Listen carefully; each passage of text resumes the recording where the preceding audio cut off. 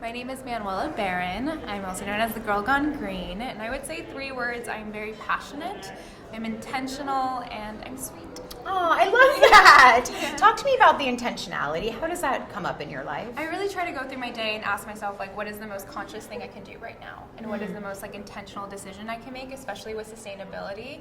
You know, it can get really overwhelming, so I try to just focus on the moment and what I'm one going choice through, at a time. one thing at a time, because if not, you can get so overwhelmed. Yeah. It's too much. I know in some ways you're living your dream right now, in some ways, but as a child, did you have a childhood dream? I did. Yeah. So I wanted to be Diane Sawyer, and my dream was to be a broadcast journalist and to be a storyteller, and somewhat that's what I do right now. That's right. But I really wanted to be on the front lines of issues, like current issues, and so now it's great because I get to do that with issues I'm passionate about. Yeah. And in a different format, right? So because different. News media is one way we do it, but the way that we're doing it online is Little is our kid new me medium. didn't know that social media would be taking over, but it's been really good. Would little kid you be really proud of where you are? Yes, I would love to YouTube, and I always saw like people on the screen, so it's been really fun. And here you are. So what's a dream that you're going for now in your life? Yeah, my dream right now is to really spread sustainability, to focus on making sure that everyone feels empowered and knows that every small decision has an impact, and knowing that, especially as women, like our voice needs to be heard, and we can really make a difference on the planet and change the world. And so when you create a dream, is there a difference for you between a dream and a goal? Yes. Well, what I see is like you never know the path that lays ahead of you. Right. And so for me, it's like, how can I do the right decisions right now, sort of with the intentional living?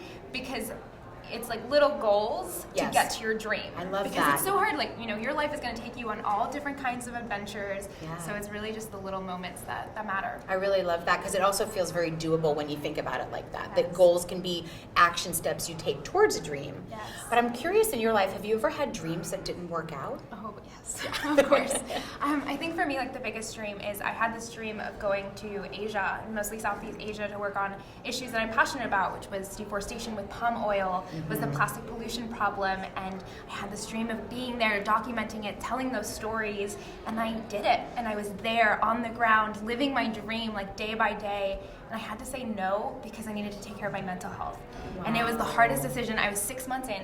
Wow. Into something that I expected to be longer than a year. Okay. And 6 months in, I really had to make that like tough decision to say, I'm going to call it, and I need to go home and take care of myself. Because I was sick and just.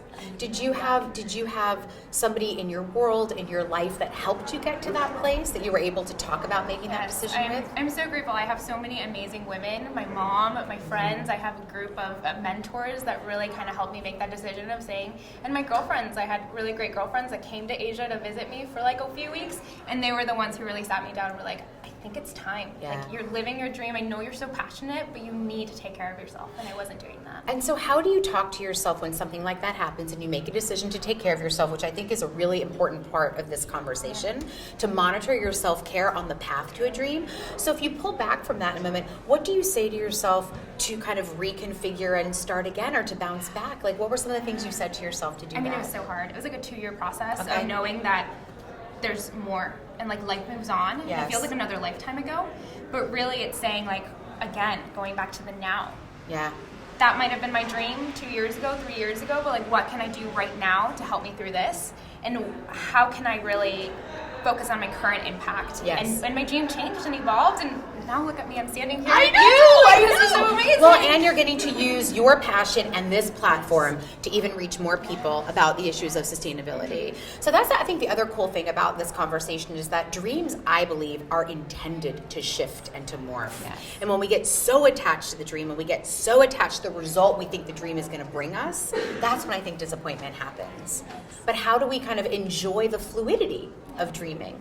So I'm getting ready to launch a new podcast series and video series called We're All Gonna Die Anyway. Classic. I love it. So what do you first think of when I say that?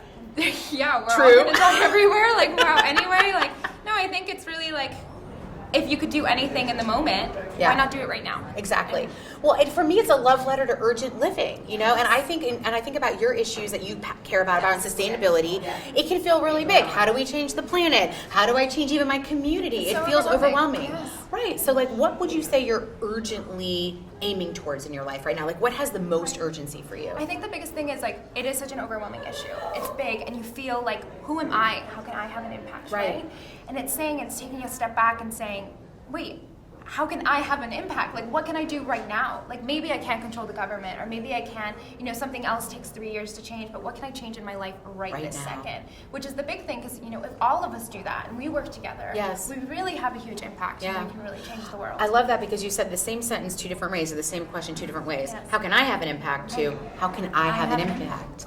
I love that. Okay, finish this sentence for me. Okay. We're all going to die anyway, so... live your life now. I love it. That's the urgency of it. Live your life now. And I loved what you said, which was choice by choice. Be as intentional as you can. I love it. Thank you. So good to meet you. Elbow bumps all the way home.